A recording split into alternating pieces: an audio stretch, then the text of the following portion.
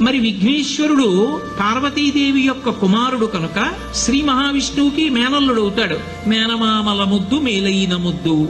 ఓసారి ఎందుకో వైకుంఠానికి తీసుకెళ్లాడు, మేనల్లుడు కదూ సంతోషంగా తీసుకెళ్లి అక్కడ సుదర్శన చక్రం పెట్టుకున్నాడు. ఇదేమిటో బాగుందని తీసి తొండంలో కింద పెట్టి మింగేశాడు. అయ్యబాబో ఇది శత్రు సంహారకమైనటువంటి సుదర్శన చక్రం రా, దీన్ని మింగేశాడు పిల్లాడని ఎలా బయటికి తెప్పించాలో అర్థం కాక విష్ణువు మొట్టమొదట ఆ పిల్లాడి ముందు ఇలా చెవులు పట్టుకుని గుంజీలు తీశాడు.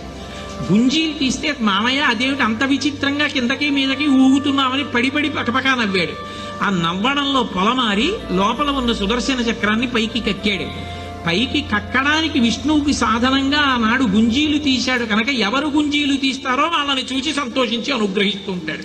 ఇప్పటికీ మీరు పాండిచేరి వెడితే పాండిచేరి రోడ్డంతా కూడా గుంజీలు తీస్తూనే కనపడతారు మీకు. విఘ్నేశ్వరుడి యొక్క పూజ అంత తేలిక.